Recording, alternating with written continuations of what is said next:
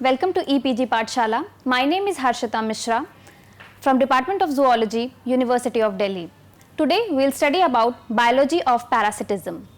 Learning outcomes of this module will be different forms of association among animals, identification of common parasites on the basis of morphology, characteristic features and physical attributes.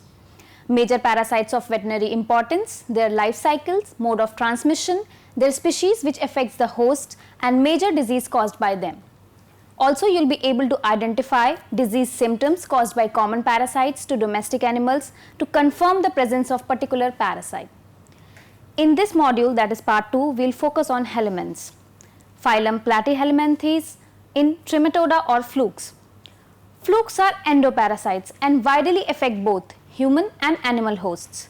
These are small, flat, round to elongated, unsegmented obligatory parasites living in the organs of vertebrates and deriving nutrition from them. They have a sucker located close to their mouth on the ventral side through which they attach to the host organ. They lack a digestive system as they don't need one. However, they have a blind alimentary canal with only a single opening at the mouth and lacking an anus. The alimentary canal is branched and ends in several blind ducts called ceca. Now we come to the life cycle of the flukes. The fluke's life cycle is complex and indirect, requiring an intermediate host and a final host. The intermediate hosts are generally invertebrates such as snails, insects, mollusks, whereas the final host is a vertebrate. Sexual reproduction and formation of eggs takes place in the final host. Except Schistosoma, other flukes are hermaphrodite. In case of Schistosoma, separate male and female worms exist. Although flukes reproduce by sexual means, asexual reproduction is seen in the form of polyembryony, wherein a single egg may form many larvae. The life cycle starts with fertilized eggs which leave the vertebrate host through feces. Eggs germinate to form larvae, generally in water, which can swim. These larvae are called miracidium. The swimming miracidium enters mollusks, snails and form sporocysts. Sporocysts can further give rise to more sporocysts or form rhedia. Rhediae are larvae which have suckers at the mouth. Rhediae further give rise to more rhediae or they may form Cercaria. Cercariae are motile larvae, they infect vertebrate animals. If Cercariae do not find the suitable host to infect, they may get encysted to form Metacercaria, which is highly resistant to climatic condition. Cercaria or Metacercaria is ingested by animals, after which they migrate to their respective preferred locations and develop into adults. The adults feed on host tissues by attaching through suckers. Eventually, they also reproduce and eggs are released outside through feces and the life cycle starts again. Mostly, flukes do not cause excessive damage to the animals. Complications may occur if adults or larvae enter the tissues and rupture them. This may cause serious problem to the animal and may result in abscesses in guts, bladders, lungs and other vital organs. Now we come to the cestoda or tapeworms. Cestodes or tapeworms are flat, ribbon-like organisms parasitizing the digestive tracts of vertebrates. They may reach up to 50 meters in length, hence being called as tapeworms. These are obligatory parasites needing their final host for completing their life cycle. Morphologically, a tapeworm is divided into head or scolex, a neck piece and strobili or body. The scolex is the narrowest part of the body and contains suckers and hooks for attaching to the host tissues. The strobila consists of individual segments or units called proglottids or metamers. New proglottids are continually produced from the head region, hence the proglottids towards the tail are the oldest. The tapeworms lack a digestive tract, circulatory system and respiratory system. Nutrients are absorbed directly from the host through the tegument of the proglottid. Each proglottid has its own digestive system, reproductive organs and excretory cells called flame cells or protonephridia. Cestodes are hermaphrodites with each proglottid harboring both male and female reproductive organs, but having a common opening called the genital pore. The reproductive organs fully mature in older proglottids called gravid proglottids. The mature proglottids have eggs and are shed out from the strobila to pass out of the feces. Now we come to the life cycle of cystodes. Cystodes have an indirect life cycle with a life stage undergoing development in intermediate hosts before reaching to the final host. The intermediate host for cystodes may be insects, mites or mammals. Life cycle starts when eggs are passed out with feces of the host. The eggs carry embryo called oncosphere which has 3 pairs of hooks. Eggs are ingested by the intermediate hosts. On reaching the intermediate host's intestine, the embryo forms a larva called hexacanth larva.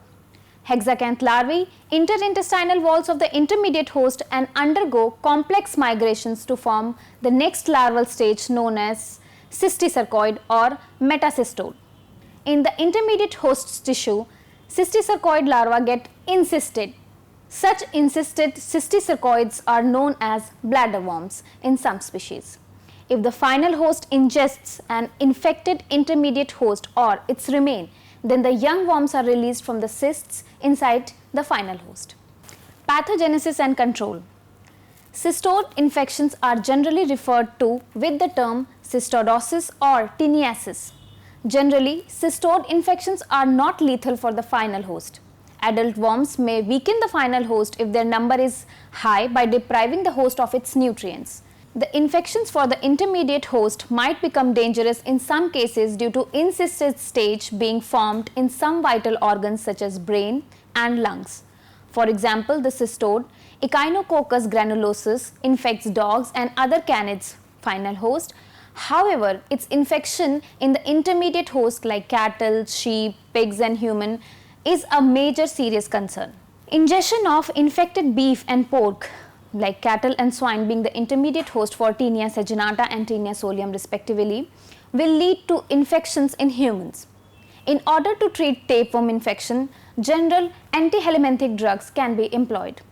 Now we come to the nematohelminthes. Nematohelminthes are commonly found in host intestine, blood or tissues. The female lays numerous eggs which may be traced from feces of the host. Now we come to the filaria. These are common blood and tissue nematodes. They have long and slender body. They parasitize blood, lymph, connective tissues and subcutaneous layers of the skin. Filaria, they require a vector for transmission. Usually, insects act as vector for transmission. Their larvae are called microfilaria, which are present in connective tissues of the host. Mouth cavity is absent and oral aperture leads to the esophagus. In females, anus is placed posteriorly but vulva opens separately. Now we come to the general characteristics of filarial worm. Generally called roundworms, they are smooth or spined cuticle is present on the body and are non-segmented. Mouth is surrounded by the lips or papillae. Female is larger than male. Females are either oviparous or viviparous. Testis is situated at the distal end of the tubular body with the copulatory organs composed of 2 projections called spicules. Their mode of transmission is either feco-oral or through soil. Now we come to the intestinal roundworms. They can be free-living or parasitic. Their body is elongated, cylindrical and covered with thick cuticle. Various papillae are present in the vicinity of anus and mouth. Sometimes a pair of cervical papillae is also present laterally on each side. The mouth cavity is lined with chitin bearing cutting organ called teeth or chitin plates or both. In viviparous species, vulva is situated close to the mouth while in oviparous worms, its position may vary. Sometimes a semen gland is also present secreting cement-like substance which anchor male to the female during copulation. Female genitalia consist of convoluted tubes coiled around the intestine. They unite to form a common duct called vagina near the vulva. Now we come to the life cycle. Adults live in intestinal tracts of humans. Females are oviparous. Transmission is through soil. Filariform larva is present in the soil. This stage is usually infective to animals. It develops from rhabditiform larva. Spicules are present as accessory reproductive organs. Bursa copulatrix, a wing-like expansion at posterior extremity is present. Rhabditiform larva, on the other hand, is usually not infective to animals. Now we come to the Ascaris. Ascaris is distributed worldwide. It infects animals and humans both. Their mouth is surrounded by a dorsal lip and two ventrolateral lips. Males are smaller than females. Posterior terminal of the male is curved ventrally. Now we come to the life cycle. Adults parasitize small intestine of the host. They feed on the chyme. A female is capable of laying millions of eggs in her lifetime. Fertilized female lay subspherical eggs with a transparent shell covered with a brown coat of albumin. Fertilized egg with an uncleaved zygote are passed through feces of the host. It is because of the development of the embryo requires less temperature than the host body, that is 5 degrees centigrade to 35 degrees centigrade. Under natural conditions, eggs develop well in presence of oxygen in moist soil. Larvae are fully formed within 2 weeks, though this stage is not infectious. When the larva L1 undergoes a molt within the egg shell, it becomes L2, which is an infective stage. This L2, if swallowed, prefers to hatch within the intestine of the host. In such cases, it will follow the intestinal route towards the liver. From the liver, it is transported towards the right side of the heart and then to the lungs via pulmonary artery. The larvae may live up to several days in lungs where they grow and rupture pulmonary capillary to enter the alveoli. From the alveoli, larvae moves to the bronchi, trachea and glottis. When they are cuffed up, they again migrate towards the small intestine. During this whole process, it grows in size. Echidasis occurs in small intestine between 25th to 29th day after ingestion of the eggs.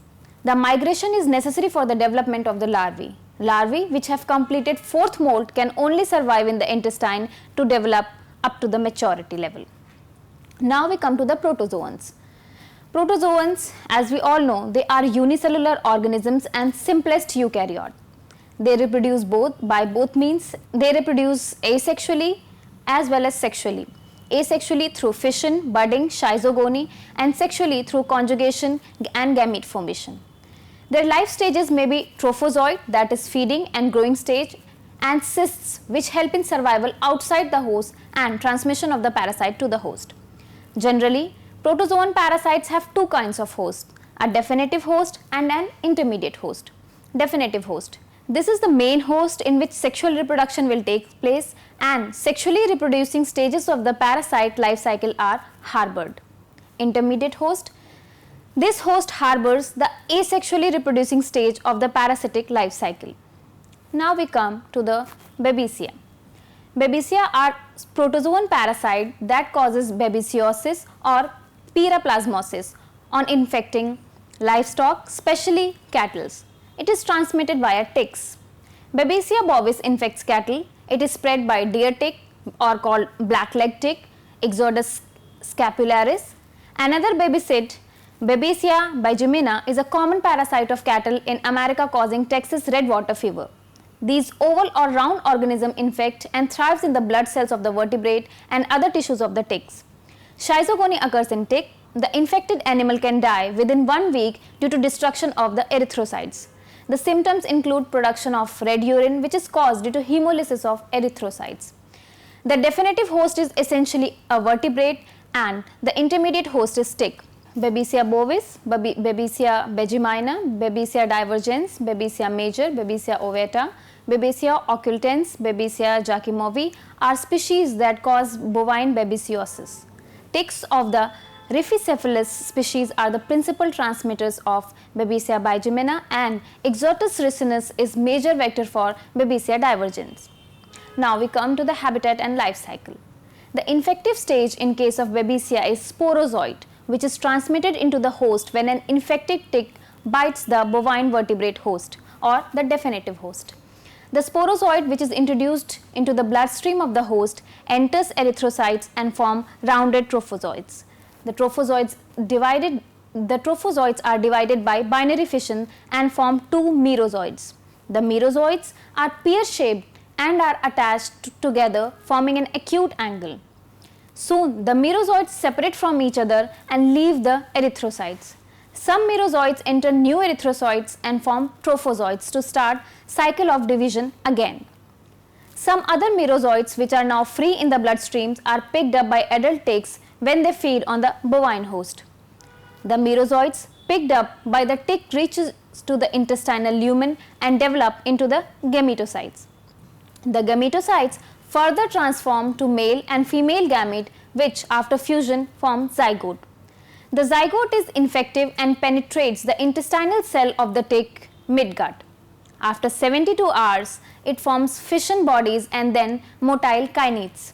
The motile kinetes destroy intestinal cells and enter the hemolymph of the insect. From the hemolymph, the kinete reaches tissues and other organs including the ovary. In the ovary, the kinetes infects the embryonic cells so that when the ticks lay eggs, the eggs are already infected. This is known as transovarial transmission. The infected eggs hatches into the larvae. The kinetes then migrate to the salivary glands and form sporoblast. Thousands of sporozoites form from each sporoblast. When such an infected tick bites the bovine host, the sporozoites are transferred into the bloodstream and the cycle starts again. Now we come to the pathogenesis and control. After introduction of the parasites into the blood host, symptoms can be first seen after 2 to 3 weeks in case of Babesia bigemina and Babesia bovis. Among the 3 major species affecting cattle, babesiosis caused by Babesia bovis is the most severe one. In general, affected cattle have fever, anorexia, low appetite and anemia. In several cases, blood capillaries in the brain might get blocked and the animals may show involuntary twitching movements. Fever in pregnant cattle may lead to abortion and low fertility in case of bulls. Animals affected severely can die. Babesiosis is a serious concern for cattle farmers all around the world as it causes serious economic losses. A lot of drugs are available for treatment of babesiosis. Imidocarb is an effective and most popularly used drug. However, imidocarb has been found to leave residues in the animal and the residues have been detected in milk also. Other antiprotozoal agents that are in the market includes artemisinin, artemether, artetether, ipoxoxomin, etc. Due to the problem of residue retention, a number of drugs have been withdrawn from the market. Vaccination of cattle is another feasible option for controlling endemic spread of the disease. However, vaccines have live parasites and harbor risk of infection in various instances. A preventive measure to keep cattle free from the parasite is to eliminate ticks and acaricides should be used. Now we come to the trypanosoma. Trypanosomes are parasites living in the bloodstream and tissues of the vertebrates.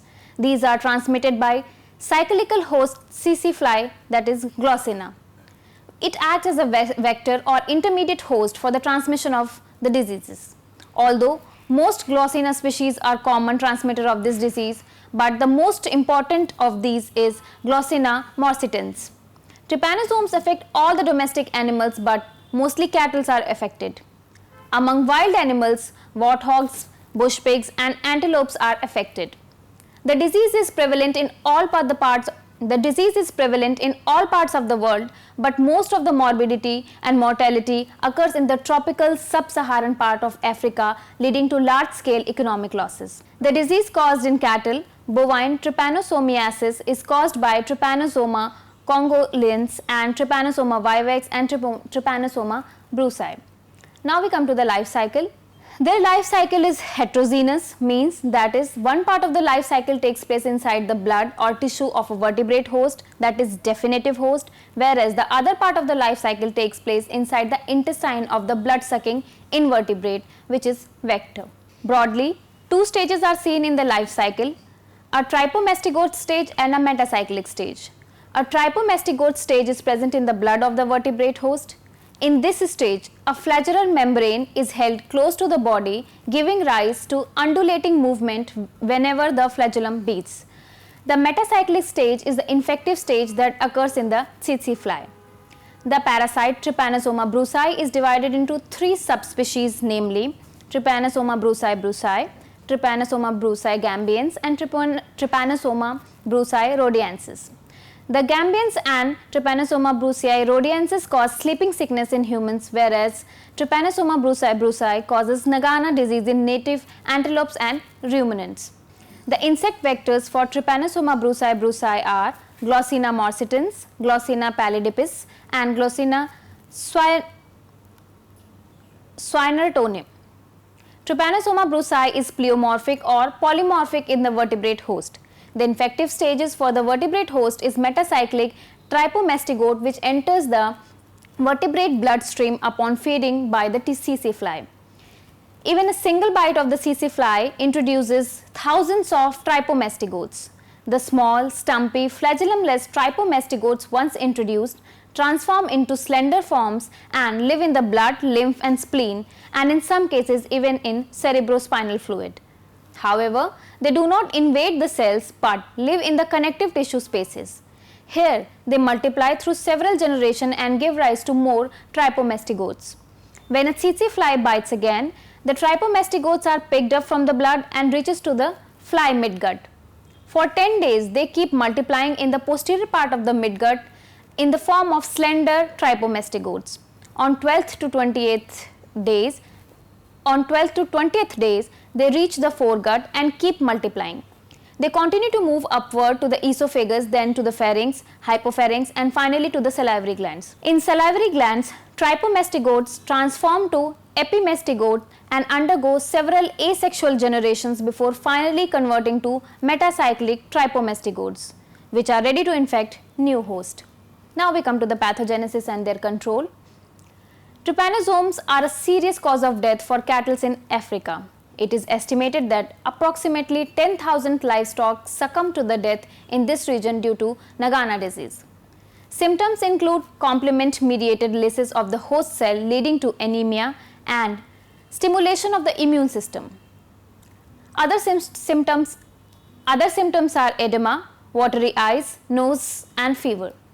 In few days, the animals may become emaciated, uncoordinated and even paralyzed.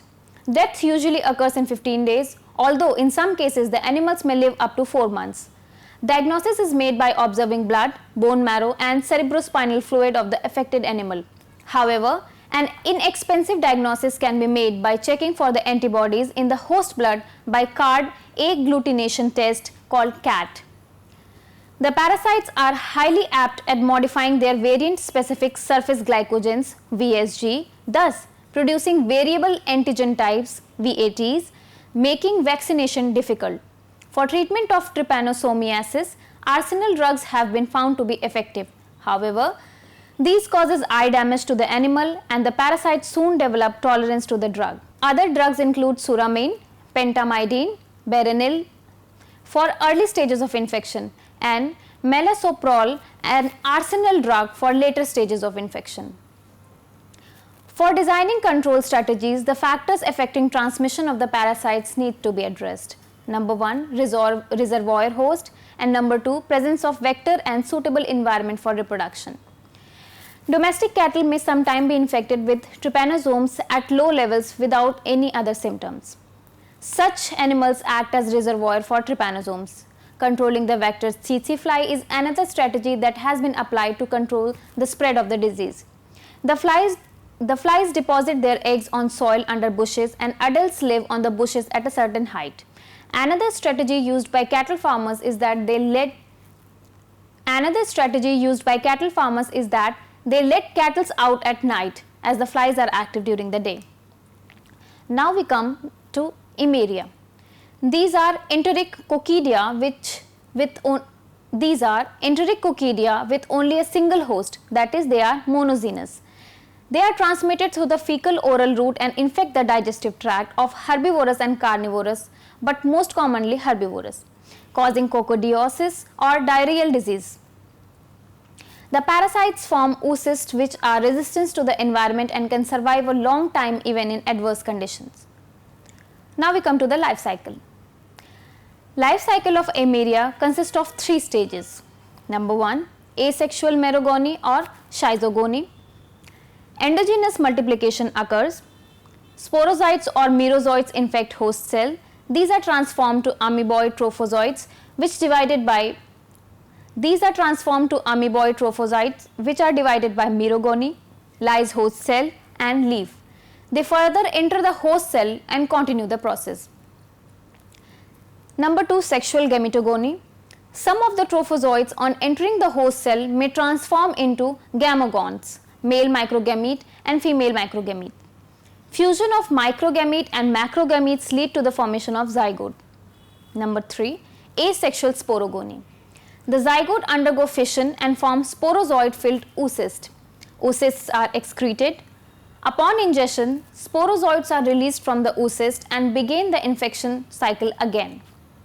The oocyst has two-layered wall, the outer wall of variable thickness and an inner wall of 20 to 40 nanometer thickness. The oocyst wall is made up of mostly protein and lipids and is highly resistant to variety of proteolytic enzymes and chemicals. It makes the oocyst highly resistant to harsh environmental condition. Oocysts in some species have a micropyle, which is a tiny opening in the oocyst wall covered with a micropylar cap. The number of species form sporocyst inside oocyst, which in turn contains sporozoites. The number of sporocysts stored inside each oocyst is specific and characteristics of different genera. During the formation of sporocyst, a small amount of cytoplasmic material is incorporated into the sporozoites. The leftover material is rich in lipids and is called sporocyst residuum. The sporocyst residuum is the only nutrient that helps sporozoites survive in the sporocyst. The sporocyst is made up of two layers which are in turn surrounded by two membranes. The outer layer is thin and granular, whereas the inner layer is thick and fibrous. There is a small gap in the inner layer that is plugged by homogeneous stida body. On reaching the host intestine, the stida body is digested and sporozoites come crawling out and infect the host cell. Now we come to the pathogenesis and control. The life cycle of Eimeria inside a chicken host is completed in about 7 days. The infection is self-limiting and usually does not kill the host. Coccidia are species specific. A particular species will infect a particular host only and not others. In case of poultry, coccidiosis affects young birds mostly. Birds once infected develop some immunity against the second infection. Infected chickens excrete oocyst for several days up to weeks, from where these can get picked up by chickens looking for food. The symptoms of an infected bird include droopiness, listlessness, loss of yellow color, loss of appetite, ruffled feathers, diarrhea with bloody mucus, etc. On autopsy, intestines can be seen swollen with light colored patches that are due to destructions of epithelia. To control infection, anticoccidial agents may be used in poultry feed. Good brooding practices are needed to limit repeated infections. These include sufficient space to prevent overcrowding. The feeders must be full, otherwise birds will forage in the litter and pick up oocysts. Good sanitation is another measure to prevent this infection by removing all the chicks dropping regularly. When infected, the birds are treated with sulfa drugs, amprolium, quinolones and lonophores. Drug residues may be, however, present in eggs and meat. Therefore, poultry farmers need to take care. The only other logical solution to large-scale use of drug is vaccination. Now, we will summarize this module. The association in which one organism is benefited at the cost of other represents parasitism. These are unicellular. Parasites may be unicellular as well as multicellular, which infect and infest domestic livestock. Unicellular protozoans are notorious parasites which can infect animals. Protozoans such as Trypanosoma brucei are responsible for causing Nagana disease in cattle. The oriental rat flea Xenopsella chiopsis is a vector for transmission of Yersinia pestis, responsible for causing bubonic plague. Some insects which are parasitic on livestock like mosquitoes serve as vector for numerous disease causing agents and reason for transmission of deadly disease in livestock like Rift Valley fever. There are other groups of parasites which prefer to live outside the body. Protozoan parasites like Babesia cause babesiosis, infecting cattle via ticks, causing huge economic losses. Trypanosomes are parasites living in the bloodstream and tissue of the vertebrate, transmitted by tsetse fly called Glossina. Eimeria is a monogenous parasite and is transmitted through fecal-oral route, causing coccidiosis. Helminths suck the nutrients from the intestine of the host and reproduce inside the host. Their eggs and larval stage flourish on intermediate host, and their final stage or adult stage again reaches on the primary host. They are flat like tapeworm or round in shape like roundworms, with well-developed mouth parts and reduced digestive and nervous system. They extract semi-digested or digested food from the host and lay millions of eggs in their lifetime. Sometimes these worms migrate to other organs like lungs and brain and can be responsible for death of the organism. Hence, it is very important to avoid the infection of these parasites. If parasite has already invaded, the livestock should be treated well, as presence of parasite will affect quality of life of the organism and compromise with the production of milk, meat or wool. That would be end of it. Thank you very much.